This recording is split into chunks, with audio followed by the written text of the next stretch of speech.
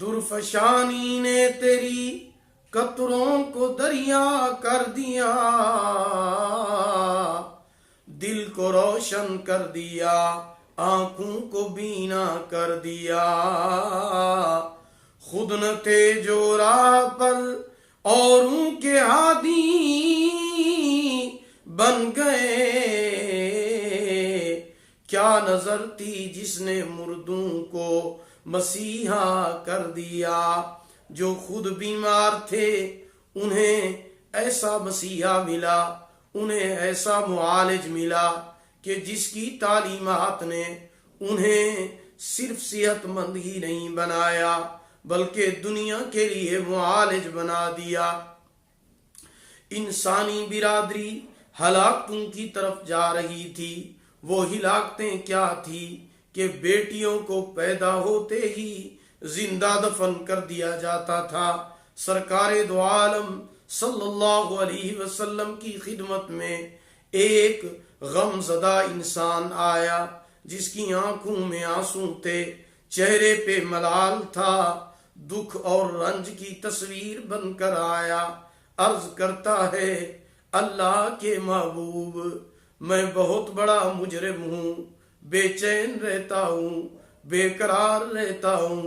زمانہ جاہلیت کے اندر مجھ سے ایک بہت بڑا گناہ سرزد ہو گیا ہے، مجھے سکون دلوائیے نا۔ میں نے اسلام قبول کرنے سے پہلے ایک جرم کیا تھا، اس کی یاد مجھے چین نہیں لینے دیتی۔ رحمت دو عالم صلی اللہ علیہ وسلم نے فرمایا، وہ جرم کیا تھا؟ عرض کرتا ہے، اللہ کے محبوب، میں نے اپنی زندہ بیٹی کو دفن کر دیا تھا۔ اللہ کے رسول صلی اللہ علیہ وسلم نے فرمایا، یہ کوئی نئی بات نہیں ہے، ساری قوم یہی کام کر رہی تھی۔ وہ کہنے لگا، قوم تو نومولود بچیوں کو دفن کرتی تھی، چھوٹی بچیوں کو پیدا ہوتے ہی دفن کر دیتے تھے، اور میں نے اس وقت بیٹی کو دفن کیا جب وہ بڑی ہو چکی تھی، شعور میں قدم رکھ چکی تھی۔ اس نے میرے آگے ہاتھ جوڑے تھے، زندگی کی بھیک مانگی تھی، پھر پوری تفصیل بتائی کہ گھر میں بچے کی امید تھی، میں سفر تجارت پر جا رہا تھا، میں نے گھر میں کہہ دیا کہ لڑکا پیدا ہو تو اس کی پرورش کرنا، اگر لڑکی پیدا ہو تو اسے زندہ درگور کر دینا۔ جب میں واپس آیا، بیوی نے بتایا کہ لڑکی پیدا ہوئی تھی، ہم نے اسے زندہ درگور کر دیا تھا۔ کچھ سالوں کے بعد میرے گھر میں ایک بچی آئی، اس کی باتیں میرے دل میں اترتی چلی گئی۔ اس کے چہرے کے اندر ایسی کشش تھی، ایسی کشش تھی کہ میری نظر اس کے چہرے سے ہٹتی ہی نہیں تھی۔ وہ بولتی تھی تو میرے دل کی دنیا میں ہلچل مچ جاتی تھی۔ میں نے حسرت بھرے لہجے میں اپنی بیوی کو کہا، یہ کن خوش نصیب والدین کی بیٹی ہے، وہ ماں باپ کتنے خوش نصیب ہوں گے جن کے گھر میں اتنی پیاری بیٹی ہے۔ بیوی نے سمجھا کہ شاید اس کے سینے میں انسانیت بیدار ہو گئی ہے، بڑا اچھا موقع ہے بتا دینے کا۔ میری بیوی مجھ سے کہنے لگی، اگر تمہیں یہ بچی پسند آئی ہے تو یہ تمہاری اپنی بیٹی ہے۔ جب آپ تجارت کے سفر پر چلے گئے تھے تو یہ پیدا ہوئی تھی، میری مامتا نے گوارا نہیں کیا کہ اسے میں زمین میں دفن کر دوں۔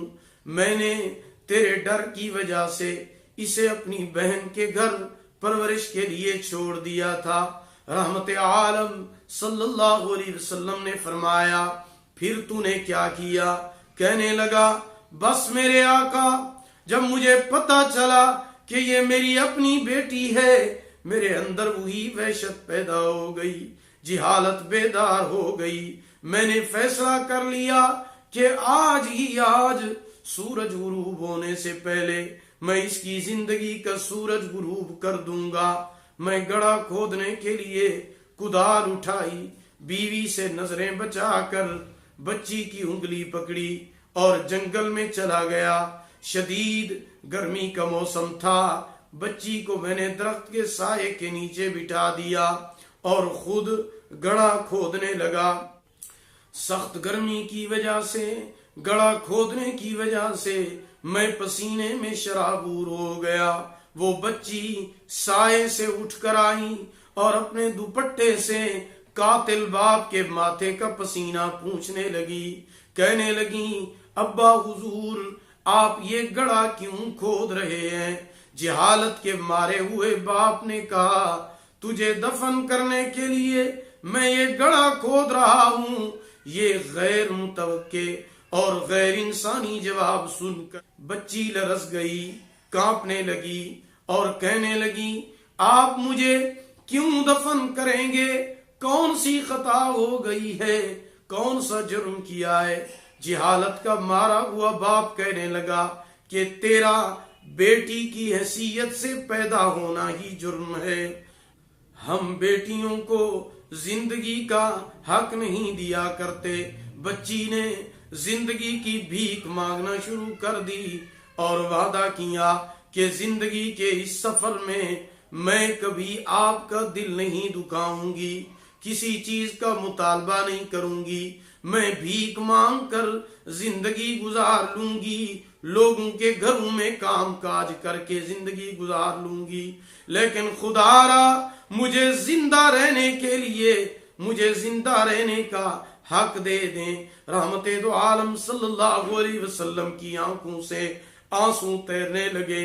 فرمایا، پھر تو نے اس کی اپیل منظور نہیں کی؟ کہنے لگا، نہیں اللہ کے محبوب، مجھ پر وحشت سوار تھی، میں نے اس کے بالوں سے پکڑ کر گڑھے میں پھینک دیا۔